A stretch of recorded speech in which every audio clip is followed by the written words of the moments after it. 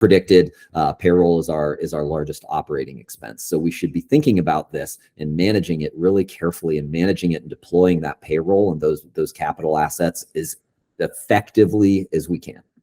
So let's talk about how that works as it relates to the employee life cycle. So, I mean, this is for sure simplified, and I'm sure, you know, there's been books written about every single one of these steps of the employee life cycle. But generally what an employee life cycle looks like is attraction, right? That's getting people to see your need and matching your need with the right candidates for whatever role you may have.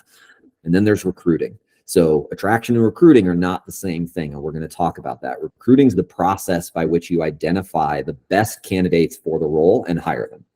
And then there's onboarding, and onboarding is different than recruiting. Onboarding is how you actually integrate the hire into your company, into the culture, and into the role.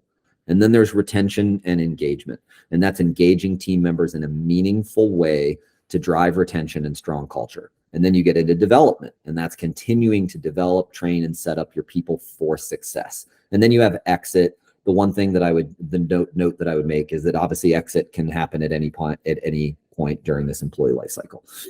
And if people aren't exiting, if you're developing them well, you'll see it goes back to attraction, right? So you should have people that are ready for promotions, and as your company grows or as you have new needs, you should be able to match team members to those inbound needs, right? And you get back into attraction, except from an internal standpoint, which we're going to talk about. So that's what the employee life cycle looks like. You'll see this graphics flashed up a couple more times.